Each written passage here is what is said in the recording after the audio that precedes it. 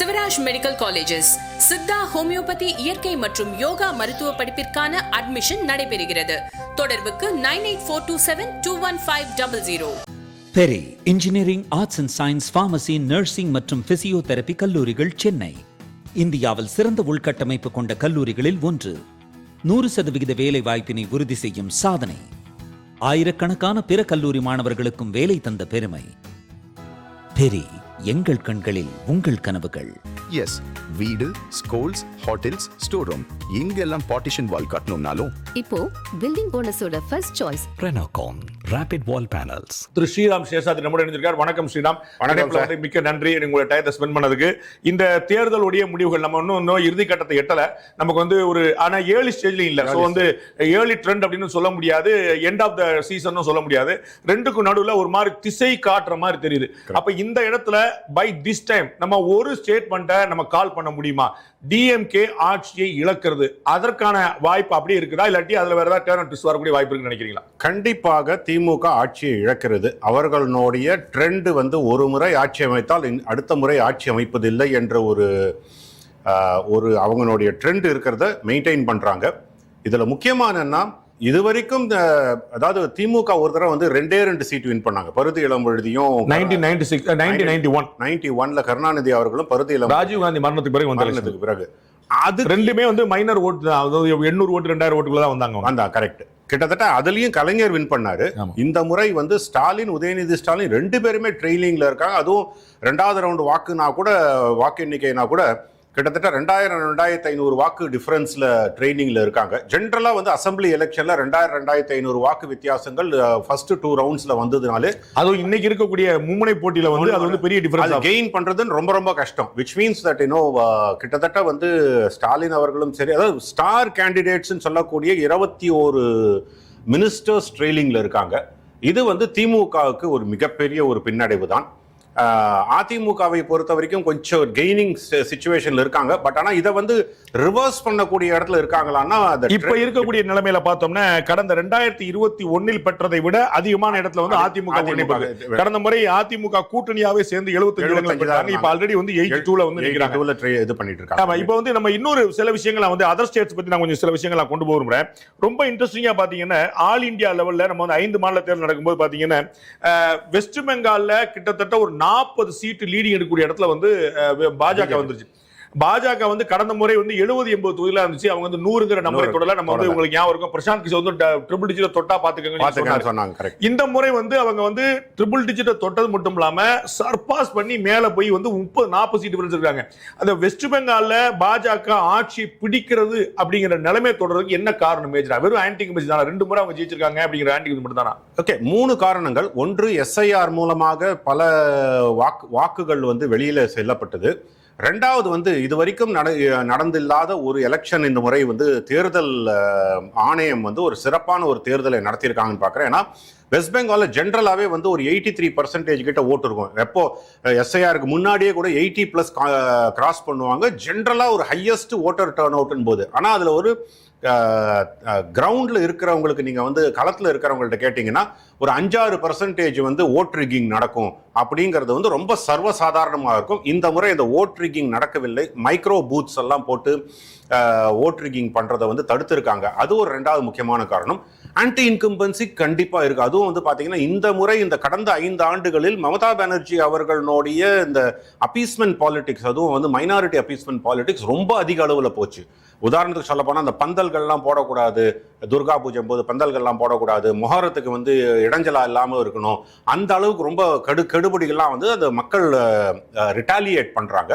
என்ன ஒண்ணு, 2021 இதே மாதிரி பிஜேபி ஒரு 75-80 இடங்கள் கிட்ட வரும்பொழுது திரிணாமுல் காங்கிரஸினுடைய இது கட்டவிழ்த்து விடப்பட்டது. அராஜகங்கள் மற்றும் அந்த ஒரு ரயட்ஸ் கட்டவிழ்த்து விடப்பட்டது.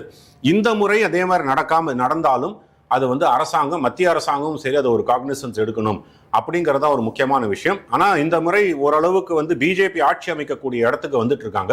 இதுல என்ன ஒரு பெரிய ட்ரெண்ட்னா, உங்களுக்கு பர்கானாஸ் டிஸ்ட்ரிக்ட்ஸ்ல பிஜேபி கெயின் எடுக்கிறாங்க. மைனாரிட்டி ரொம்ப ஸ்ட்ராங்கா இருக்கு, எல்லை பகுதியா இருக்க. 2வது இந்த பிரசிடென்சி கான்ஸ்டிட்யூன்சிஸ் சொல்லுவாங்க, ஹூப்ளி அண்ட் கல்கட்டா. இந்த இடத்துல ஜென்ரலா பிஜேபி வந்து ஸ்ட்ராங்காவே இருந்தது கிடையாது, அங்க கெயின் எடுக்கிறாங்க. இது என்ன ரெண்டுமே வந்து ஒரு புது விதமான ஒரு மக்களுடைய மனநிலை பெருமளவுல மாறி இருக்கு. நான் தமிழ்நாட்டை பத்தி நிறைய கேள்விகள் கேட்க விரும்புறேன். அதுக்கு முன்னாடி ஒரு அப்டேட் மட்டும் கொடுத்துலாம் பாக்குறேன். நம்ம வந்து கேரளத்துல வந்து காங்கிரஸ் கட்சி வந்து ஆட்சியை பிடிப்பதற்கான, காங்கிரஸ் கூட்டணி ஆட்சியை பிடிப்பதற்கான வாய்ப்பை நம்ம பார்க்கிறோம். யூடிஎஃப் வந்து 86 தொகுதியில முன்னிலை இருக்கிற பார்க்கிறோம். நம்ம எல்டிஎஃப் வந்து இதற்கு முன்னாடி ஆட்சியில் இருந்த 2 முறை ஆட்சியில் இருந்த மார்க்சிஸ்ட் கட்சியோட கூட்டணி வந்து 50 தொகுதியில முன்னிலை இருக்கிற பார்க்கிறோம். So 36 seat difference. அதனால வந்து கிட்டத்தட்ட கிளியர் பிக்சர் வந்து எல்லா கருத்துக்களும் சொன்னது போல கேரளத்துல காங்கிரஸ் கூட்டணி ஆட்சியை பிடிக்கிற நிலைமையை பார்க்கிறோம். இந்த பக்கம் அஸ்ஸாம்ல பாத்தீங்கன்னா 3வது முறையாக பாஜக கூட்டணி ஆட்சியை தக்க வைக்கிறது. ஹிமந்த பிஸ்வா சர்மா வந்து தொடர்ந்து வந்து வெற்றிகளை பெறுகிறார் அப்படிங்கிற பார்க்கிறோம். அஸ்ஸாம்ல வந்து பாத்தீங்கன்னா 98 தொகுதிகளில் வந்து என்டிஏ கூட்டணி முன்னிலை வைக்கிறது. 25 தொகுதியில் காங்கிரஸ் கட்சி முன்னிலை வைக்க பார்க்கிறோம். சோ அங்கேயும் ஒரு பிக்சர் கிளியர் ஆயிடுச்சு. 3வதா பக்கத்து மாநிலமா இருக்கக்கூடிய தொப்புள்குடி வரக்கூடிய புதுச்சேரியில என்டிஏ வந்து என்ஆர் காங்கிரஸ் தலைமையில் இருக்கக்கூடிய என்டிஏ வந்து ரொம்ப ஸ்ட்ராங்கா வந்து 23 தொகுதியில வந்து அவங்க வந்து 17 தொகுதிகளுக்கு மேல 23 தொகுதியில ரொம்ப ஸ்ட்ராங்கான பெனட்ரேஷன் உள்ள கொடுத்து வந்து எடுத்து 30 தொகுதியில 23 தொகுதியில் வந்து என்டிஏ கூட்டணி வந்து தக்க வைக்கிறாங்க.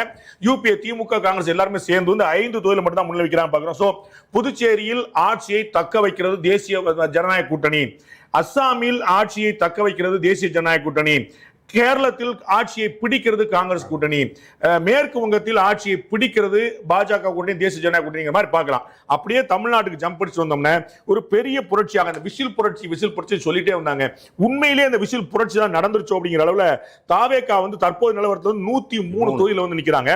அதோட ஒரு 20 தொகுதி பின்னாடியில பாத்தீங்கன்னா 82 தொகுதியில வந்து நம்ம ஏற்கனவே சொன்ன போல ஒரு கடந்த முறையோட 7 தொகுதி கூடுதலாக அதிமுக கூட்டணி இருக்காங்க, தேசிய ஜனநாயக கூட்டணி 50 தொகுதியில மட்டும்தான் 3வது இடத்துல. நம்ம 2011க்கு பிறகு திமுக 3வது இடம் பெறுகிறது. 2011ல ஜெயலலிதா அவர்கள் விஜயகாந்தோட கூட்டணி வச்ச போது வந்து அதிமுக ஆட்சி, தேமுதிக எதிர்கட்சி அண்ட் திமுக எதிர்கட்சி கூட இல்லாமல் பார்த்தோம். இந்த மாதிரி 2011க்கு பிறகு 3வது இடத்துக்கு போகிறது 50 தொகுதியில முன்னிலை பார்க்கிறோம். இது உண்மையிலேயே அந்த விசில் புரட்சி நடந்து விட்டதா?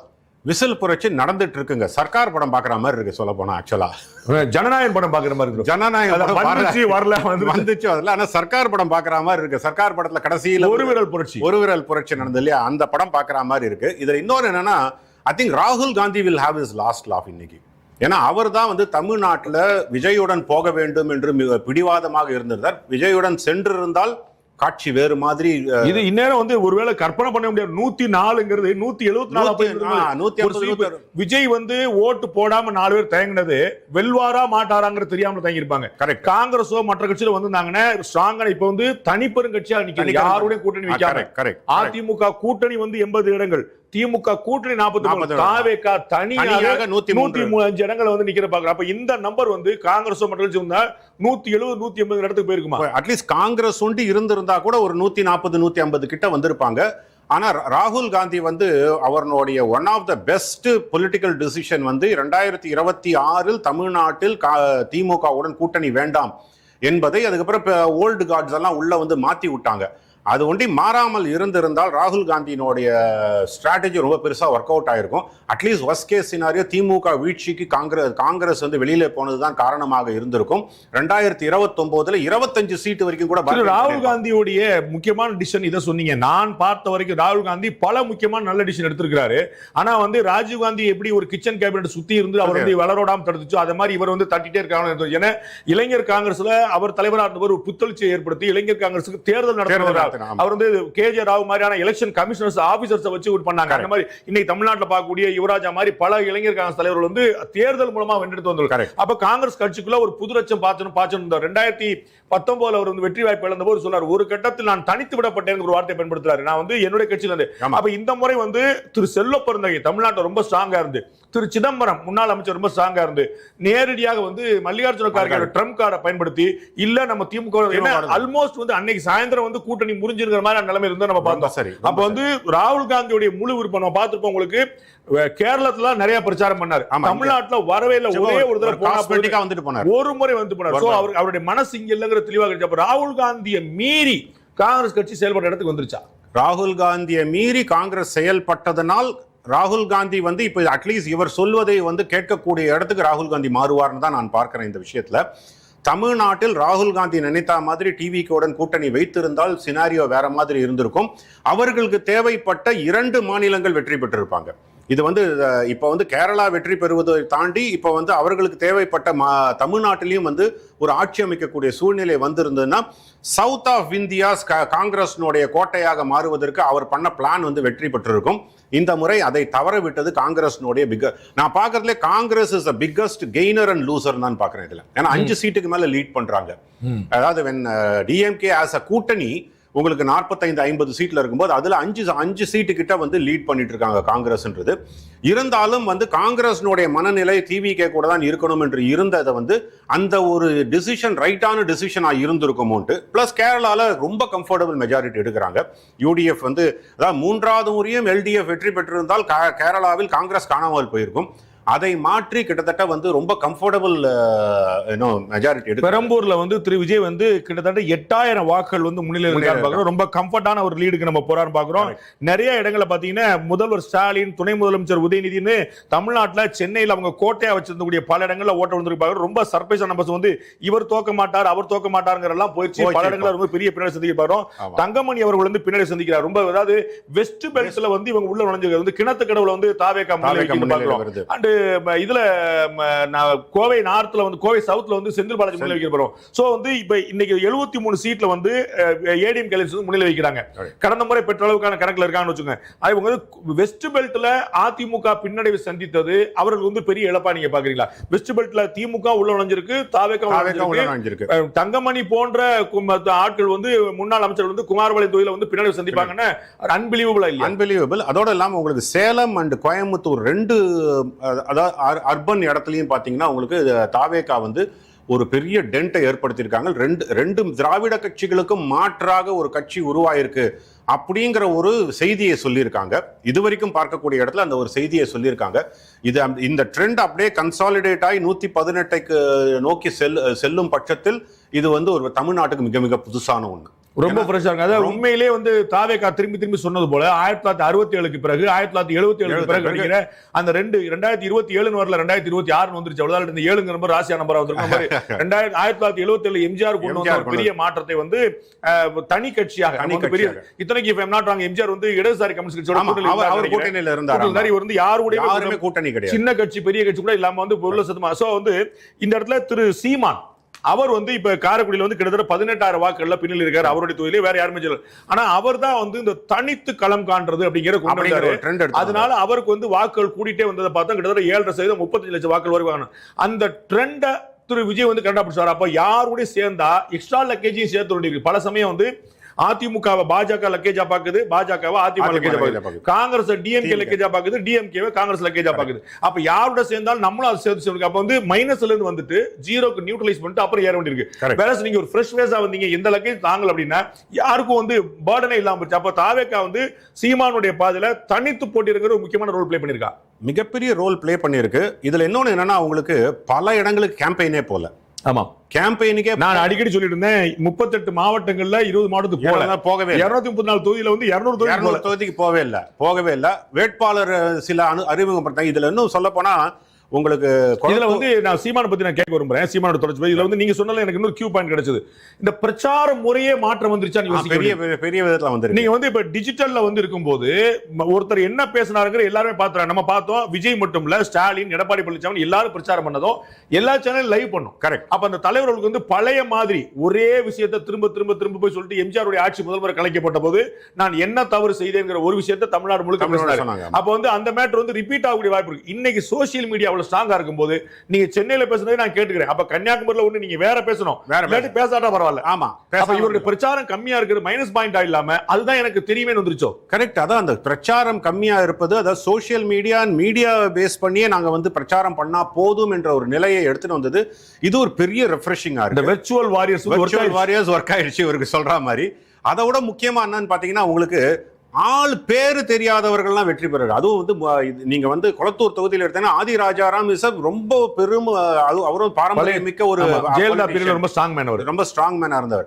அவங்க 2 பேரையும் தாண்டி இவர் வந்து முன்னாடி அன்பழகன் பேரு நினைக்கிறேன். இன்ஃபேக்ட் அவர் பேரு கூட எனக்கு வந்து வரும்போது பார்த்துட்டு வந்ததுதான். யாரு கண்டஸ்டன்ட்னே தெரியாம அந்த கண்டஸ்டன்ட் லீடு எடுக்கிறாங்கன்னா தமிழ்நாட்டுல ஒரு மதுரையில மாநாடு நடத்தும் போது திரு விஜய் சொன்னார் எல்லாரும் விஜய், மதுரை மேற்கு விஜய் இல்ல அது உண்மையாயிருச்சுல. அப்ப வந்து என்னன்னா இந்த இடத்துல ஒண்ணு அந்த நேம், அந்த இண்டிவிஜுவல் அவர் மேல ஒரு ட்ரஸ்ட்.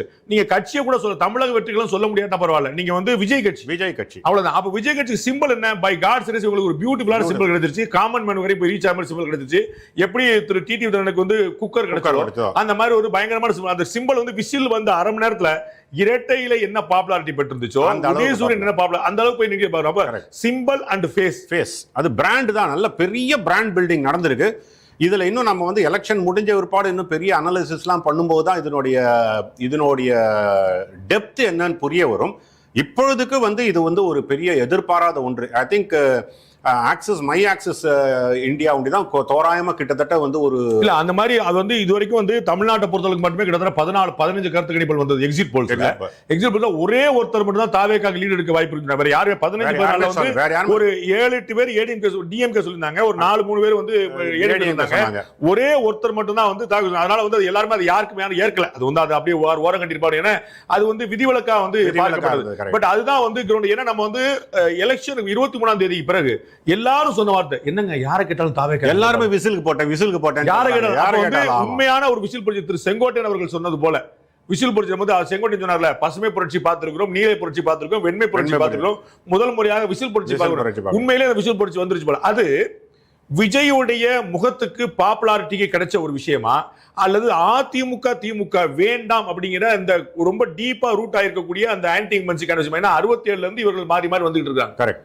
அப்ப இவர்கள் வேண்டாம் அப்படிங்கிறதுக்கான அந்த விஷயமா, பாஜக கைவிட்ட, பாமக முயற்சி பண்ண, தேமுதிக வாய்ப்பை இழந்த, இந்த மாதிரி இடதுசாரி கட்சிகள் வாய்ப்பு இழந்த, மக்கள் நல கூட்டணி வாய்ப்பு இழந்த, இந்த மாதிரி எல்லாருமே ட்ரை பண்ண ஒண்ணு, அதாவது ஏடிஎம்கே கழகங்கள் இல்லாத தமிழகம் அப்படின்னு. அதற்கான ஸ்பேஸ் இங்க இருக்குதா? அதுக்கான ஸ்பேஸ் இருக்கு. அது வந்து கேபிட்டலைஸ் பண்ணக்கூடிய இடத்துல எதுவும் பெரும் தலைவர்கள் உருவாகவில்லை என்றால் முக்கியமான விஷயம். ரெண்டாவது என்னன்னு பாத்தீங்கன்னா, இதனுடைய நீங்க ஓட் ஷேர் டீடைல்ஸை பாத்தீங்கன்னா, ஜெயலலிதாவும் எம்ஜிஆரும் செய்ய முடியாத ஒரு விஷயத்தை விஜய் செய்திருக்கிறார். என்னன்னா, மெட்ராஸை வின் பண்ணியிருக்காங்க. மெட்ராஸ் கோட்டையை வந்து 2011 ஜெயலலிதா ரெண்டு முறை அதிமுக வின் பண்ணியிருக்கு. ஆனா கோர் ஓட்டர் பேஸை எடுக்கிறதுன்றது ஜெயலலிதாவால கூட முடியல. அதாவது திமுக பரம்பரையாக திமுக உதயசூரியனுக்கே வாக்களித்து பழக்கப்பட்டவர்களுடைய ஓட்டை கவர முடியவில்லை. அதை விஜய் செய்திருக்காரு. இதை நான் ரொம்ப நாளா கிட்டத்தட்ட ஒரு 8 மாசத்துக்காகவே சொல்லிட்டு இருக்கேன். ஒரு பெரிய அப்செட் வந்து சென்னையில பண்ணுவாருன்ட்டு. தமிழ்நாடு அப்செட் பண்ணுவார் எதிர்பார்க்கல. இல்ல திமுகவுடைய கோட்டையில தான் அவர் வந்து ஃபர்ஸ்ட் டென்ட் பண்ண போறாங்க. நம்மளும் நிறைய சொல்லியிருந்தோம். அதாவது சென்னை, காஞ்சிபுரம், திருவள்ளூர், செங்கல்பட்டு இந்த 4 ஏரியா கோர் டீப் சவுத்தா இருக்கக்கூடிய கன்னியாகுமரி, தூத்துக்குடி, திருநெல்வேலி இந்த 3. சோ இந்த இடங்கள்ல பெருசா வரும்போது அது ஆட்டோமேட்டிக்கா ஹியூஜ் நம்பர் கொடுத்துருது. அண்ட் வந்து இது வந்து ஒரு பாக்கெட்ல மட்டும் இல்லாம இது ஓவராலா வரக்கூடிய ஸ்பேஸ் இருக்கு. அதனால வந்து பெரிய இடங்களை இம்பாக்ட் கொடுத்துட்டு பாக்குறோம். நம்ம இன்ட்ரெஸ்டிங்கா ஒரு சின்ன ஒரு ஓவராலா போயிடுதுன்னா கிட்டத்தட்ட 9138 வாக்குகள் வித்தியாசத்துல வந்து திரு விஜய் முன்னிலை இருக்கிறார் பெரம்பூர்ல. மதுரவாயல் தொகுதியில தாவேக்காவோட ரேவந்த் சரண் நம்ம வந்து அவர் வந்து முன்னிலை நிற்கிறார் பாக்குறோம். விருதாச்சலம் தொகுதியில வந்து தேமுதிக பிரேமலதா தொடர்ந்து பின்னடைவு சந்திக்கிறாங்க. அவங்க வந்து முன்னாடி இருந்தாங்க, அவரும் அவருடைய சன் இருந்தாங்க, பட் அவர் பின்னாடி சந்திக்கிறாரு. ஸ்ரீபெரும்புதூர்ல வந்து 3வது இடத்துக்கு செல்வ பந்தைக்கு போயிருக்கிறாருங்க பாக்குறோம். காரைக்குடியில 13,000க்கு மேற்பட்ட வாக்குகள் வித்தியாசம் சீமான் பின்னாடி சந்திக்கிறார் பாக்குறோம். போடி நாயக்கனூர்ல திரும்ப திரு ஓபிஎஸ் முன்னிலை வந்திருக்கிறாருங்க பாக்குறோம். டி நகர்ல 4வது முறையா ஆபிஎஸ் ஆனந்த் முன்னிலை வைக்கிறாரு. அவர் வந்து 4வது சுற்றுல ஆனந்த் முன்னிக்கிறார். சோ டி நகர்ல தமிழ்நாடுல சென்னையில் கூடிய எல்லா தொகுதியிலுமே அவங்க முன்னிலை வந்துட்டு இருக்காங்க பாக்குறோம். வந்து திமுகவுடைய கோட்டையை செல்ச்சிட்டாங்க அப்படிங்கிற பார்க்கலாம். நம்ம விஜய் பிரபாகரன் முன்னிலை வைக்கிறாருங்கிற பார்க்கிறோம். தங்கம் தென்னரசு முன்னிலை வைக்கிறார் பார்க்கிறோம். திருச்செந்தூர் தொகுதியில் அவர் வந்து பின்னாடி சந்திச்சிருந்தாரு. ரொம்ப ஸ்ட்ராங்கான ஹோல்ட் உள்ளவர். அவர்லாம் கொஞ்சம் திரும்பி வந்திருக்காருன்னு பார்க்கிறோம். சேலத்துல வந்து அதிமுக முன்னிலை, ஆத்தூர்ல எடப்பாடியில் அதிமுக முன்னிலை, கெங்கவளியில் அதிமுக முன்னிலை, மேட்டூர்ல அதிமுக முன்னிலை, ஓமலூர்ல அதிமுக முன்னிலை பார்க்கிறோம். சேலம் வடக்கு தெற்கு 3 தொகுதியில, சேலத்துல எடப்பாடி பழனிசாமி தொகுதியில 3 தொகுதியில விசில் சின்னம் வந்து முன்னிலை தாவில முன்னிலை பார்க்கிறோம். கரூர்ல வந்து கரூர் கிருஷ்ணாபுரம் 2 இடத்துல தான் வந்து அதிமுக முன்னிலை. அரவக்குறிச்சியிலையும் குளித்தலையும் தாவேக்கா முன்னிலை வைக்கிற பார்க்கிறோம். ரொம்ப இன்ட்ரெஸ்டிங்கான விஷயங்கள் பார்க்கிறோம். சங்ககிரி, வீரபாண்டி, ஏற்காடு அங்க 3லையுமே வந்து ஏடிஎம்கே முன்னிலை வைக்கிற பார்க்கிறோம். இந்த பக்கம் சேப்பாக்கத்துல வந்து திமுக வந்து ஒரு ஸ்லைட் 200 ஓட்டு முன்ன பின்ன போயிட்டு இருக்கிற பார்க்கிறோம். திமுக அவங்களை மாறி மாறி வந்துட்டு இருக்கிற பார்க்கிறோம். ரொம்ப இன்ட்ரெஸ்டிங்கான விஷயங்கள் நம்ம வந்து இது வந்து சென்னை மட்டும் இல்லாம காஞ்சிபுரம், திருவள்ளூர் மட்டும் இல்லாம இது வந்து டவுன் சவுத் மட்டும் இல்லாம வெஸ்ட்லயும் சேலத்துல வந்து போன முறை பாத்தீங்கன்னா பல்கா அப்படியே மொத்தமா சேலமா இருக்கட்டும், ஈரோடா இருக்கட்டும், கோயம்புத்தூரா இருக்கட்டும், அவங்களுக்கு வந்து பெரிய அளவுல காப்பாற்றி போன முறை கொடுத்த 75ல பெரிய அளவு அங்கதான். இந்த மாதிரி சேலம் டிஸ்ட்ரிக்டுக்குள்ளேயே எடப்பாடி பழனிசாமி சொந்த ஊருக்குள்ளேயே வந்து போட்டு உங்க ஏரியாக்கு நான் வரேன். அப்ப இது என்ன மெசேஜ் கொடுக்கும்? நம்ம வந்து இது வந்து நார்த்ல கொடுக்கும், சென்னையில கொடுக்குங்கிற பார்த்தா வெஸ்ட்லயும் பெருசா ஒர்க் பண்ணிருக்கேன். அதாவது விஜயனுடைய கோர் ஓட்டர் பிளாக்னு எதிர்பார்த்தது என்னன்னு பாத்தீங்கன்னா தலித் மற்றும் மைனாரிட்டிஸ். இது அதை தாண்டி ஓபிசி மக்களையும் வந்து பெருமளவில் கவர் பண்ணியிருக்காங்க. அதுவும் நீங்கள் வந்து சொல்லக்கூடிய இடத்துல பார்த்தீங்கன்னா சேலம் போன்ற இடங்கள்ல அங்கேயும் உங்களுக்கு மைனாரிட்டி ஓட்டர்ஸ் ஜாஸ்தி, தலித் ஓட்டர்கள் ஜாஸ்தி, வன்னியர்கள் ஓட்டர் ஜாஸ்தி. அந்த வன்னியர்கள் ஓட்டையும் போயிட்டு அவர்கள் வந்து அந்த ஓபிசி ஓட்டையும் வந்து பிளந்து எடுத்திருக்காங்கன்னு போது ஒரு ட்ரெண்ட் என்ன வருதுன்னா, இளைஞர்கள் அவினாசி வந்து ஏடிஎம் கூட ஸ்ட்ராங்கான ஹோல்ட் கொங்கு பெல்ட்ல, அங்க வந்து திரு எல் முருகன் சிட்டிங் மினிஸ்டரா இருக்கக்கூடியவர், அவர் வந்து பின்னாடி சொல்லிக்கிறார். சோ வந்து ரெட்டலில் அங்க யார் இருந்தாலும் ஜெயிச்சுறானோ. போன முறை நம்ம பார்த்தோம் வந்து தனபாலன் வந்து சபாநாயகர் அங்க இருந்தாரு, அவர் வந்து வருத்தப்பட்டு இருந்தாரு, என்ன யாருமே பார்க்கலன்னு. அவருடைய மகன் வந்து கட்சி மாறி போறேன்னு சொல்லி சொன்னாரு. அந்த இடத்துல வந்து நான் வந்து அவங்கள்ட்ட சொன்னேன், யார் யார் எங்கெல்லாம் ஜெயிக்கிறாங்கன்னு கேட்ட போது அவினாசியில வாய்ப்பு இருக்கு, அவினாசியில தோத்தா எல்லாத்துலயும் தோத்தா மாதிரி. ஆமா, கடைசியில அவினாசியில அப்படிதான் போய் நிக்குது. அவினாசி மாதிரி சேலம் மாதிரி வெஸ்ட் பெல்ட்ல இவங்களால எப்படி வந்து உள்ள பெனட்ரேட் பண்ண முடியுது? அங்கதான் நான் என்ன பாக்குறேன்னா, உங்களுக்கு கிட்டத்தட்ட வந்து யங்ஸ்டர் வாக்குகள் எல்லாம் பெருமளவுல அந்த பக்கம் விஜய்க்கு போயிருக்கோம் தான் பாக்குறேன். அதுதான் எல்லா இடத்துமே கேட்டலிஸ்டா இருக்கு. ஆமா, எல்லா நாடுகளுக்கும் வந்து இல்ல மைனாரிட்டிஸ் அண்ட் தலித்தை தாண்டி அனைத்து சமூகத்திலையும் ஒரு மகளிர் அண்ட் யங்ஸ்டர்னுடைய ஓட்டு அவருக்கு போயிருக்குன்றதுதான் ஒரு பெரிய ட்ரெண்டாக தெரிய வருதுன்னு நினைக்கிறேன். ஏன்னா இந்த அளவுக்கு வந்து ஒரு பெரிய புரட்சி வந்து விசில் வரும் என்று, அதாவது என்னன்னா, ஒரு எய்தர் இந்த ஒரு எக்ஸ்ட்ரீம் இல்லைன்னா அடுத்த எக்ஸ்ட்ரீம் 180 கிட்ட, ஆனா ரெண்டுத்துக்கு நடுவுல தான் இருக்காரு இப்போதைக்கு.